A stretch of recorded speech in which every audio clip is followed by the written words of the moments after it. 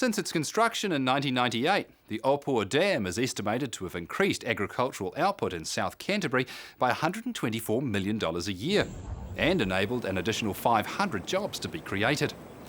One of the many benefiting from a reliable supply of irrigation water is organic dairy farmer Tom Lambie. We're organic dairy farmers. We're farming on 416 hectares, of which 380 hectares is irrigated. Next year we'll be milking 700 cows in a completely closed system. So we winter on, and all the young stock are on the property as well. It's partly a feature of being organic. It's also partly a feature that we've expanded our land a little bit last year. And so to take up that capacity, the easiest way to do that is to make sure we winter everything at home. We had about 60 hectares of very unreliable irrigation. And I guess we bought a little traditional town milk dairy farm. We'd stuck with dairying in a drier area than we should. But I guess the scheme has allowed us to expand. And I would dare say, if it wasn't for Opuha, we wouldn't be dairying here. Historically, the reason that we wanted to have a dam was that we're in a very water-short catchment. There was a growing demand for irrigation, but at the same time, we were then starting to run into conflict with people who used the river for fishing and recreation and other things. Farmers were looking to access greater water from the river. There's no underground water, so there was real pressure on surface water as the benefits of irrigation came to the fore. That put us in conflict with the rest of the community because as we potentially took more water, put more pressure on the river and reduced the recreational values. And that was what was behind the community getting together, irrigators, fishermen, recreational users, the people of Timaru, and saying, actually, what can we do to create a better environment and create a win-win situation? So a lot of work was done.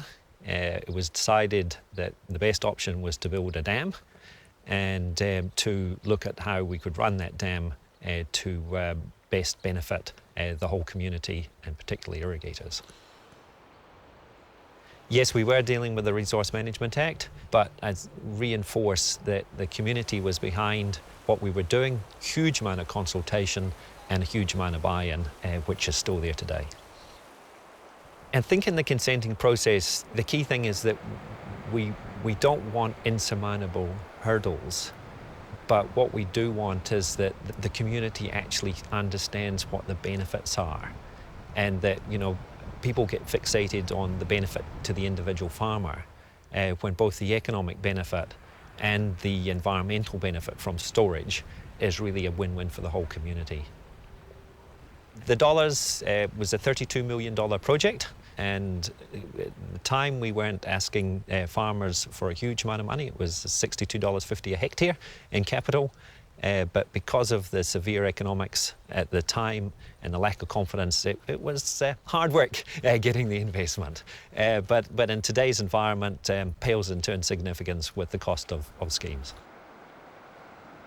2 years ago, the farmers managed to buy 100% of the dam, so Alpine Energy sold their share. We cleaned up some of the debts that we had outstanding with some of the other parties who invested in the dam, and we've now got a $27 million loan that is in perpetuity, or basically it's interest only, that we're paying off to finance the 100% ownership by the farming community. How the scheme is run is that the Opuha Dam releases water into the Opuha River catchment system. If you live beside the river, you can pump directly. If you live off of the river, then there has been individual schemes that have been set up to divert water along canals to deliver to the farm gate. 50% of the water in the dam is for the environment. We put variable flows into the river so that we're putting 3.5 cubics in the middle of summer when we're also putting irrigation water down. But at peak times when there are potential for spawning or salmon passage that's wanted, we're putting 8 cubics in. Pre the dam, we would be restricted for 12 weeks. The river would still run dry and they would be salvaging fish. And now we've got a great fishery and world renowned. We've created an amazing recreational opportunity up here in the lake. So, well, a lot of boating, a lot of fishing, a lot of people enjoying the lake. We supply Timaru with town and industrial water.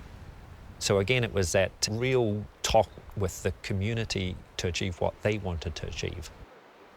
One of the big things with the Opuha in the study that we independently got commissioned in 2008 was that we've put $41 million into the community and created 480 jobs.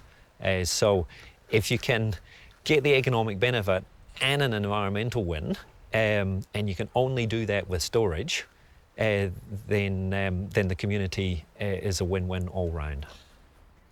Large-scale arable and vegetable farmer Tony Howie is another to benefit. Tony's the managing director of Alpine Fresh, farming on land irrigated by the Opuha River since the 1940s. When the scheme was first mooted, the Opuha Dam was trying to attract farmers 16,000 hectares throughout the area. There's about 3,000 hectares in the Levels Plain area that was already irrigated. It had all its infrastructure, all its channels. The farmers already had their irrigation systems in place. So there was no question at all that Levels Plain and the farmers within Levels Plain fully supported the dam right from day one.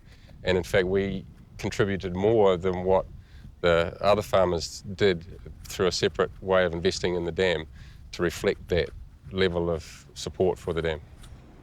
The main concern I had when the scheme was first mooted was whether other farmers that weren't already set up within the catchment, whether they would take on board the shares and the full allocation. So a lot of farmers were slow to take on, but once the momentum started, it was fully allocated, and within a short space of time, those shares changed in value from $250 per share into excess of $10,000 a share as people saw the benefits of irrigation.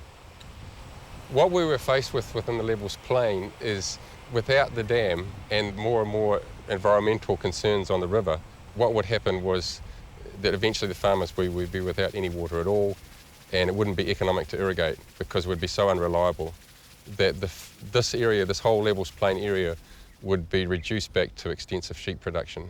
And the returns from sheep production is around sort of that $500 per hectare. I can return on these vegetable crops $13,000 a hectare, so there's a huge gain to be made with having reliable water. The reliability of irrigation within this area now is rated at about 98%.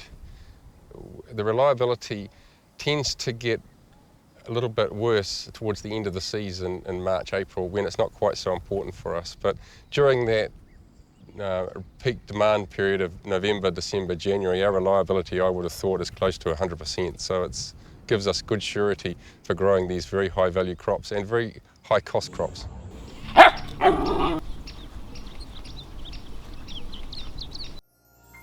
This program was made with funding from New Zealand On Air.